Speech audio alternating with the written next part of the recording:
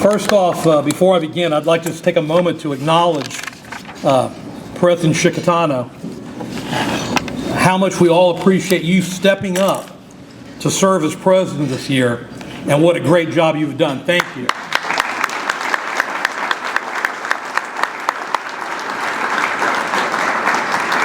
When I was preparing for my remarks today, I checked out on YouTube some of the speeches from the previous recipients of the Alumni of the Year Award.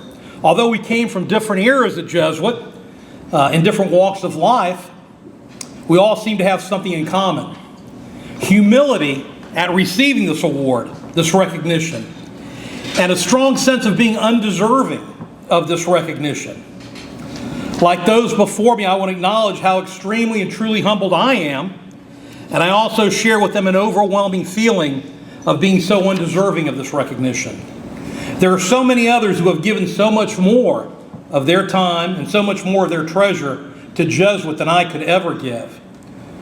But I got to be honest with you, while I'm humbled and undeserving, I'm also absolutely bursting with pride about this recognition. I'd like to thank those responsible for recognizing me, Father Hermes, the board, Nick Szynski, President Ficarrotta, and others behind the scenes who for some reason believed that I was worthy. I also want to especially thank Kathy Pedrero for making this an unforgettable year for me and my family. Of course, I've got to thank my family. My wife Monica is here with me, my brother Joe from the class of '65. My sister Rosemary and her husband John are out of the country, but they're here with me. And I want to especially thank my parents, Margaret and Herman, who are always with me. It's been a great year. It's flown by. The football game, speaking at convocation, throwing out the first pitch. And I've got to admit, I think that billboard is pretty cool. And now concluding with this annual Alumni Luncheon. So to officially begin my remarks, let me officially, on behalf of all my fellow alumni, welcome the class of 2025 to our ranks. Good to have you with us.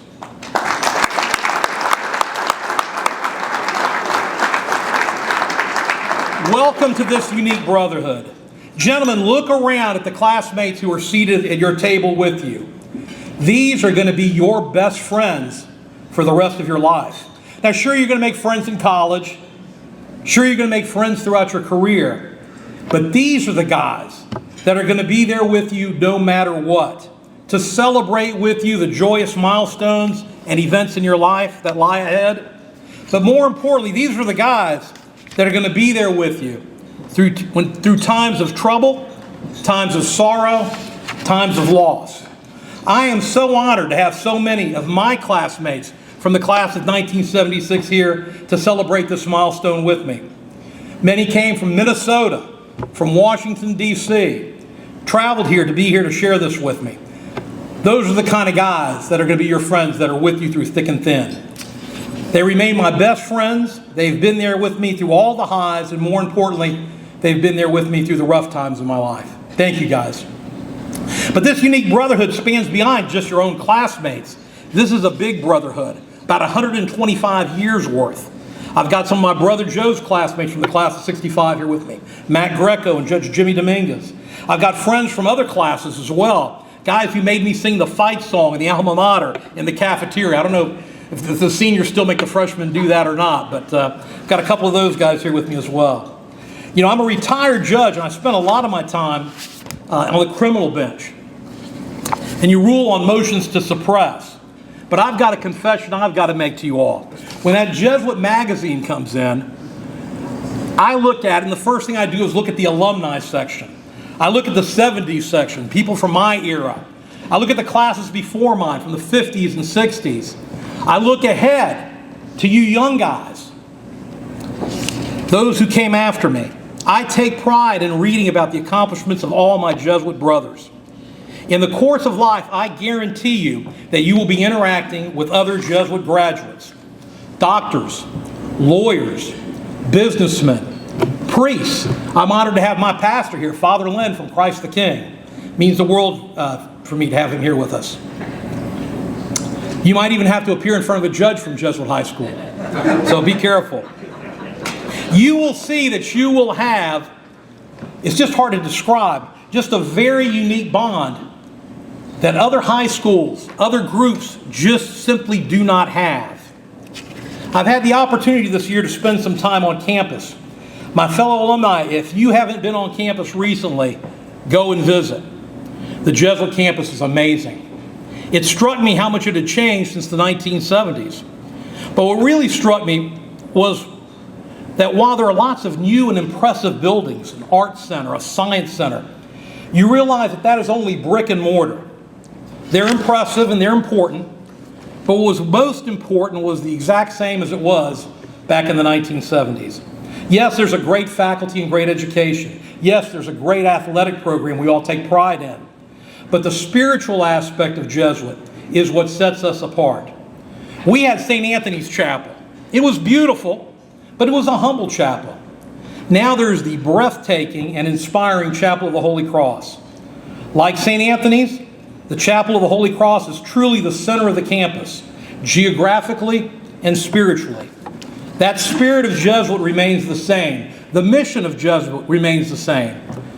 Jesuit High School and its mission as a Catholic, Jesuit, college preparatory school labors to form men engaged in the world who are dedicated to serving God by being open to growth, intellectually competent, religious, loving, and just.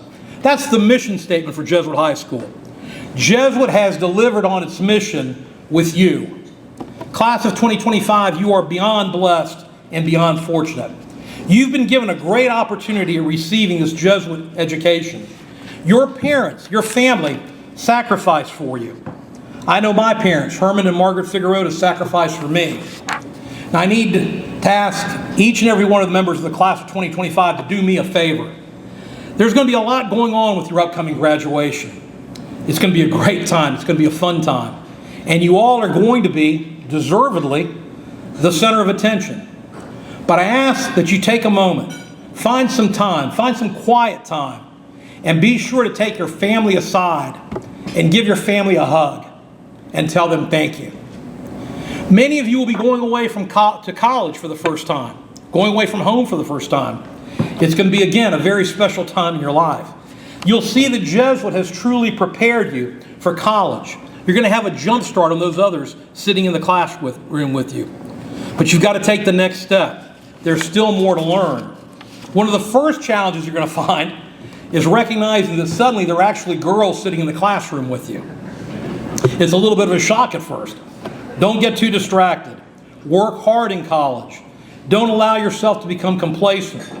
Compete. Continue to keep your minds, your hearts, and your souls open. Continue to follow your faith. Continue to grow.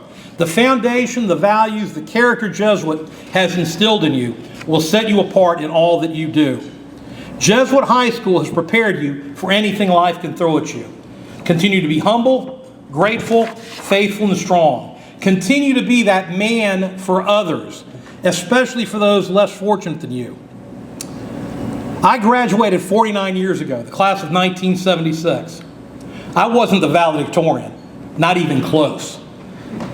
I wasn't an athlete, not even close. I was an average student. But I was a Jesuit student, and I was a Jesuit graduate. And that is something, 49 years later, I am still so proud of. That, along with my family, is what set me on my path for any success I may have had.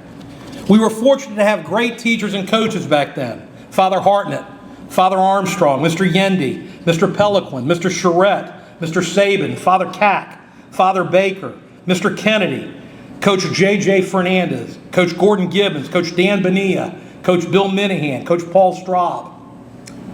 Most of those guys are all gone, long gone. I'm sure that you've had great teachers and a great faculty.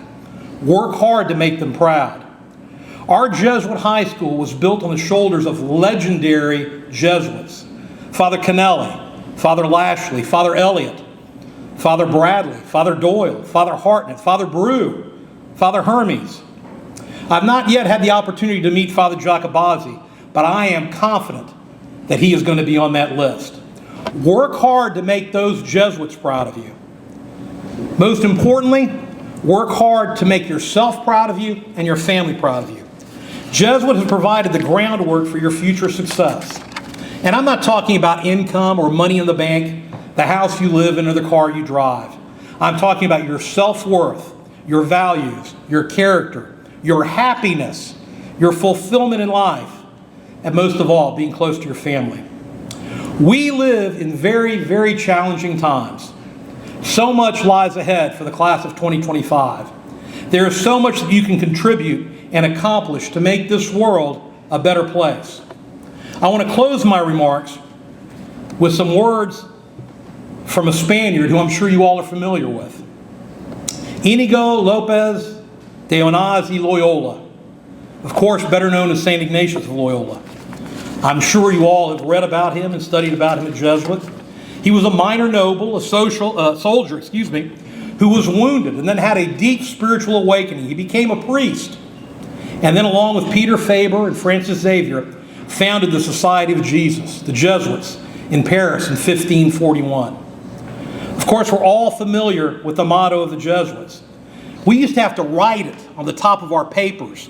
I guess we don't write on the papers anymore. Maybe you all type it on top of your on your iPad. I got to be honest with you. I think I showed Kathy when I was preparing my remarks. I typed it AMDG just for inspiration, and it made me feel good to do that. Ad majorem Dei gloriam, for the greater glory of God. Those are great words and a great credo to live by. But St. Ignatius also spoke and wrote other inspiring words. And I know I can speak for all of our fellow alumni and for your teachers and all at Jesuit High School. I want to leave you with these other famous words from St. Ignatius to express my hopes for you, our hopes for you. When Francis Xavier was leaving to go serve as a missionary in India, Ignatius told him, and Mr. Pelican's probably going to roll over in his grave with my Latin pronunciation here, Ite inflammata omnia. Go, set the world on fire. Welcome to the brotherhood. Go, set the world on fire. Congratulations to the class of 2025, and in the words of our beloved alma mater, may Jesuit continue to implant in all of you and all gathered here all of God's love. Thank you.